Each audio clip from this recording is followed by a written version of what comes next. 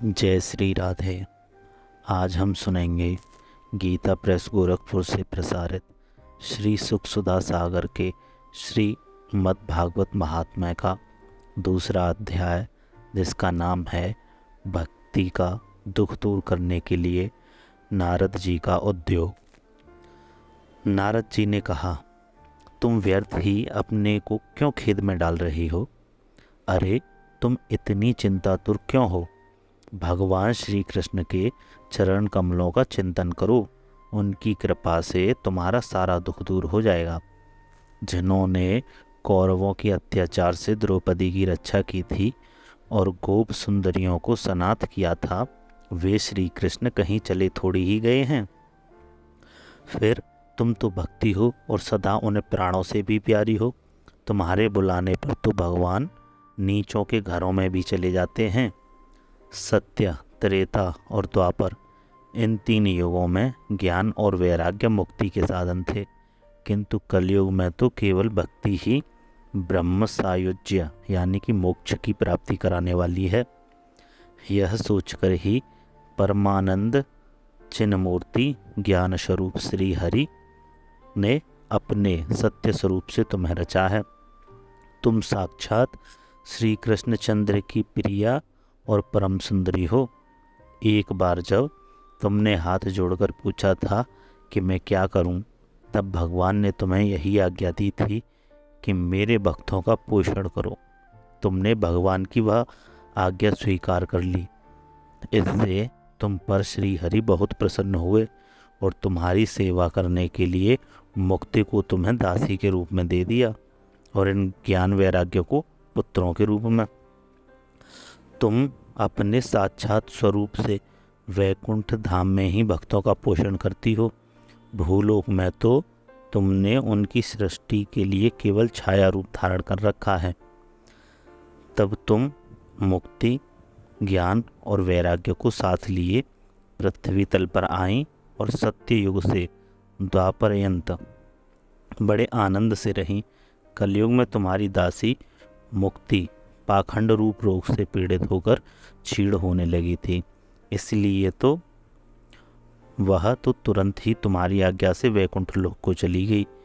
इस लोक में भी तुम्हारे स्मरण करने से ही वह आती है और फिर चली जाती है, किंतु इन ज्ञान वैराग्य को तुमने पुत्र मानकर अपने पास ही रख छोड़ा है। फिर भी कलयुग में इनकी उपेक्षा होने के कारण तुम्हारे ये पुत्र उत्साहहीन और वृद्ध हो गए हैं। फिर भी तुम चिंता ना करो, मैं इनके नवजीवन का उपाय सोचता हूँ। सुमुखी कली के समान कोई भी युग नहीं है। इस युग में मैं तुम्हें घर घर में प्रत्येक पुरुष के हृदय में स्थापित कर दूंगा। देखो, अन्य सब धर्मों को दबाकर और भक्ति विषयक महोत्सवों को आगे रखकर यदि मैंने लोक में तुम्हारा प्रचार न किया तो मैं श्री हरि का दास नहीं। इस कलयुग में जो जीव तुमसे युक्त होंगे, वे पापी होने पर भी बेखटके भगवान श्री कृष्ण के अभय नाम को प्राप्त होंगे। जिनके हृदय में निरंतर प्रेम रूपिणी भक्ति निवास करती है, वे शुद्धांत अंतःकरण पुरुष स्वप्न में भी यमराज को नहीं देखते। जिनके हृदय में भक्ति महारानी का निवास है, उन्हें प्रेत, पिशाच, राक्षस या दैत्य आदि स्पर्श करने में भी समर्थ नहीं हो सकते। भगवान तप, वेदाध्ययन, ज्ञान और कर्म आदि किसी भी साधन वश में नहीं किए जा सकते। वे केवल भक्ति से ही वशीभूत होते हैं। इसमें श्री गोपीजन प्रमाण हैं। मनुष्यों का सहस्त्रों जन्म के पुण्य प्रताप से भक्ति में अनुराग होता है। कलयुग में केवल भक्ति ही सार है। भक्ति तो साक्षात श्री कृष्णचंद्र सामने उपस्थित हो जाते हैं। भक्ति से तो साक्षात श्री कृष्णचंद्र सामने उपस्थित हो जाते हैं। जो लोग भक्ति से द्रोह करते हैं, वे तीनों लोकों में भी दुख ही दुख पाते हैं। पूर्व काल में भक्त का तिरस्कार करने वाले दुर्वासा ऋषि को बड़ा कष्ट उठाना पड़ा था। बस व्रत, तीर्थ, योग यज्ञ और ज्ञान चर्चा आदि बहुत से साधनों की कोई आवश्यकता नहीं है, एकमात्र भक्ति ही मुक्ति देने वाली है। सूत जी कहते हैं, इस प्रकार नारद जी के निर्णय किए हुए अपने महात्म्य को सुनकर भक्ति के सारे अंग पुष्ट हो गए और वे उनसे कहने लगी। भक्ति ने नारद से कहा, नारद जी आप धन्य हैं, आपकी मुझ में निश्चल प्रीति है, मैं सदा आपके हृदय में रहूंगी, कभी आपको छोड़कर नहीं जाऊंगी।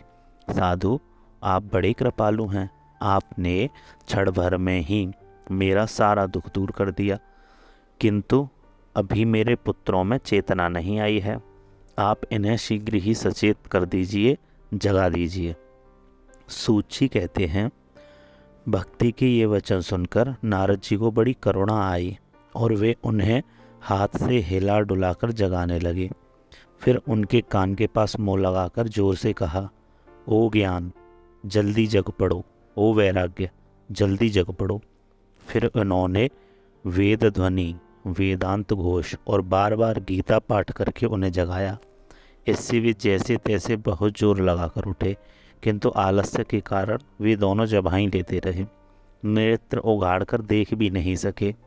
उनके बाल बगुलों की तरह सफ़ेद हो गए थे, उनके अंग प्रायः सूखे काठ के समान निस्तेज और कठोर हो गए थे। इस प्रकार भूख प्यास के मारे अत्यंत दुर्बल होने के कारण उन्हें फिर सोते देख नारद जी को बड़ी चिंता हुई और वे सोचने लगे, अब मुझे क्या करना चाहिए। इनकी यह नींद और इससे भी बढ़कर इनकी वृद्धावस्था कैसे दूर हो। शौनक जी इस प्रकार चिंता करते करते वे भगवान का स्मरण करने लगे। उसी समय यह आकाशवाणी हुई कि मुनि खेद मत करो, तुम्हारा यह उद्योग निसंदेह सफल होगा। देवर्षि इसके लिए तुम एक सत्कर्म करो, वह कर्म तुम्हें संत शिरोमणि महानुभाव बताएंगे। उस सत्कर्म का अनुष्ठान करते ही क्षण भर में उनकी नींद और वृद्धावस्था चली जाएंगी तथा सर्वत्र भक्ति का प्रसार होगा। यह आकाशवाणी वहाँ सभी को साफ साफ सुनाई दी। इससे नारद जी को बड़ा विस्मय हुआ और वे कहने लगे, मुझे तो इसका कुछ आशय समझ में नहीं आया। नारद जी बोले, इस आकाशवाणी ने भी गुप्त रूप में ही बात कही है, यह नहीं बताया कि वह कौन सा साधन किया जाए जिससे इनका कार्य सिद्ध हो। वे संत न जाने कहाँ मिलेंगे और किस प्रकार उस साधन को बताएंगे। अब आकाशवाणी ने जो कुछ कहा है उसके अनुसार मुझे क्या करना चाहिए। सूची कहते हैं, शौनक जी तब ज्ञान वैराग्य दोनों को वहीं छोड़कर नारद मुनि वहाँ से चल पड़े और प्रत्येक तीर्थ में जा जाकर मार्ग में मिलने वाले मुनीश्वरों से वह साधन पूछने लगे। उनकी उस बात को सुनते तो सब थे, किंतु उसके विषय में कोई कुछ भी निश्चित उत्तर न देता। किन्हीं ने उसे असाध्य बताया, कोई बोले इसका ठीक ठीक पता लगाना ही कठिन है, कोई सुनकर चुप रह गए और कोई तो अपनी अवज्ञा होने के भय से बात को टाल टूल कर खिसक गए। त्रिलोकी में महान आश्चर्यजनक हाहाकार मच गया। लोग आपस में कानाफूसी करने लगे। भाई, जब वेद ध्वनि, वेदांत घोष और बार बार गीता पाठ सुनाने पर भी भक्ति, ज्ञान और वैराग्य ये तीनों नहीं जगाए जा सकते, तब तो कोई उपाय नहीं है। स्वयं योगीराज नारद को भी जिसका ज्ञान नहीं है उसे दूसरे संसारी लोग कैसे बता सकते हैं। इस प्रकार जिन जिन ऋषियों से इसके विषय में पूछा गया, उन्होंने निर्णय करके यही कहा कि यह बात दुख साध्य ही है। तब नारद जी बहुत चिंतातर हुए और बदरी वन में आए। ज्ञान वैराग्य को जगाने के लिए वहाँ उन्होंने यही निश्चय किया कि मैं तप करूँगा। इसी समय उन्हें अपने सामने करोड़ों सूर्यों के समान तेजस्वी सनकादि मुनीश्वर दिखाई दिए। उन्हें देखकर वे मुनिश्रेष्ठ कहने लगे। नारद जी ने कहा, महात्माओं, इस समय बड़े भाग्य से मेरा आप लोगों के साथ समागम हुआ है। आप मुझ पर कृपा करके शीघ्र ही वह साधन बताइए। आप सभी लोग बड़े योगी, बुद्धिमान और विद्वान हैं। आप देखने में 5-5 वर्ष के बालक से जान पड़ते हैं, किंतु हैं पूर्वजों के भी पूर्वज।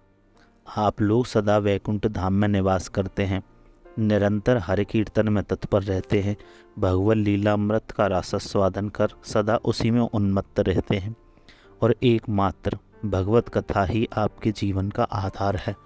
हरि शरणम, हरि शरणम का मतलब होता है भगवान ही हमारे रक्षक हैं। हरि शरणम, यह मंत्र सर्वदा आपके मुख में रहता है। इसी से काल प्रेरित वृद्धावस्था भी आपको बाधा नहीं पहुंचाती। पूर्व काल में आपके भ्रूम भंग मात्र से भगवान विष्णु के द्वारपाल जय और विजय तुरंत पृथ्वी पर गिर गए थे, और फिर आपकी ही कृपा से वे पुनः वैकुंठ लोक पहुंच गए। धन्य हैं, इस समय आपका दर्शन बड़े सौभाग्य से ही हुआ है।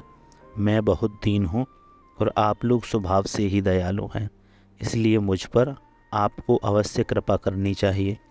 बताइए, आकाशवाणी ने जिसके विषय में कहा है वह कौन सा साधन है और मुझे किस प्रकार उसका अनुष्ठान करना चाहिए? आप इसका विस्तार से वर्णन कीजिए। भक्ति, ज्ञान और वैराग्य को किस प्रकार सुख मिल सकता है और किस तरह इनकी प्रेम पूर्वक सब वर्णों में प्रतिष्ठा की जा सकती है। सनकादि ने कहा, देवर्षि आप चिंता न करें, मन में प्रसन्न हो। उनके उद्धार का एक सरल उपाय पहले से ही विद्यमान है। नारद जी, आप धन्य हैं, आप विरक्तों के शिरोमणि हैं, श्री कृष्ण दासों के शाश्वत पथ प्रदर्शक एवं भक्ति योग के भास्कर हैं। आप भक्ति के लिए जो उद्योग कर रहे हैं यह आपके लिए कोई आश्चर्य की बात नहीं समझनी चाहिए। भगवान के भक्त के लिए तो भक्ति की सम्यक स्थापना करना सदा उचित ही है। ऋषियों ने संसार में अनेकों मार्ग प्रकट किए हैं, किंतु वे सभी कष्ट साध्य हैं और परिणाम में प्रायः स्वर्ग की ही प्राप्ति कराने वाले हैं। अभी तक भगवान की प्राप्ति कराने वाला मार्ग तो गुप्त ही रहा है। उसका उपदेश करने वाला पुरुष प्रायः भाग्य से ही मिलता है। आपको आकाशवाणी ने जिस सत्कर्म का संकेत किया है उसे हम बतलाते हैं। आप प्रसन्न और समाहित चित्त होकर सुनिए। नारद जी, द्रव्य यज्ञ, तपो यज्ञ, योग यज्ञ और स्वाध्याय रूप ज्ञान यज्ञ, ये सब तो स्वर्ग आदि की प्राप्ति कराने वाले कर्म की ही ओर संकेत करते हैं। पंडितों ने ज्ञान यज्ञ को ही सत्कर्म यानी कि मुक्तिदायक कर्म का सूचक माना है। वह श्रीमद् भागवत का पारायण है, जिसका गान शुकादि महानुभावों ने किया है।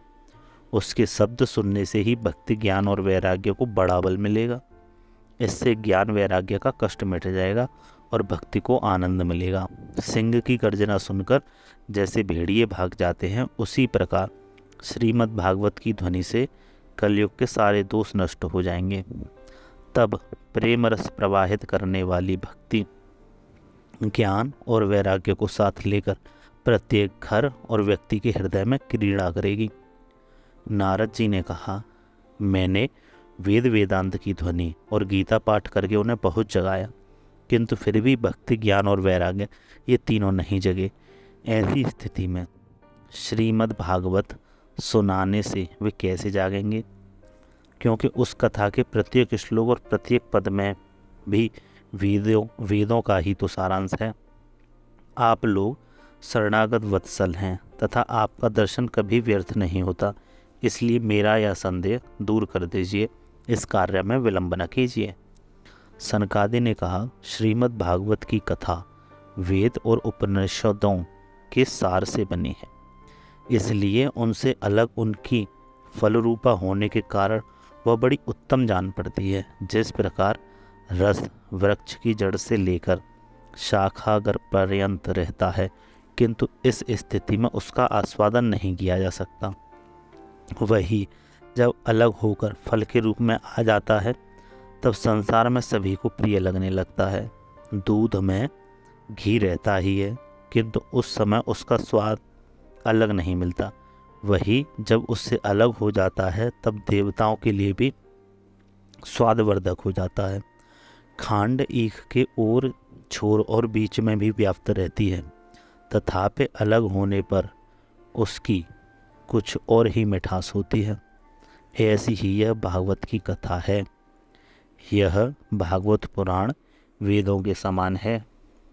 श्री व्यासदेव ने इसे भक्ति, ज्ञान और वैराग्य की स्थापना के लिए प्रकाशित किया है।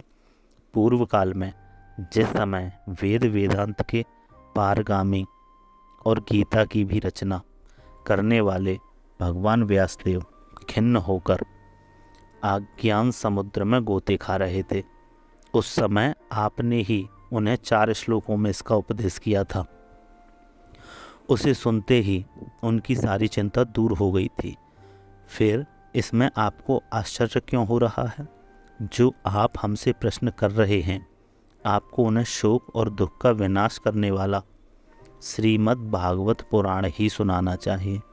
नारद जी ने कहा, महानुभावों, आपका दर्शन जीव के संपूर्ण पापों को तत्काल नष्ट कर देता है और जो संसार दुख रूप दावानल से तपे हुए हैं उनका शीघ्र ही शांति की वर्षा करता है, उन पर शीघ्र ही शांति की वर्षा करता है।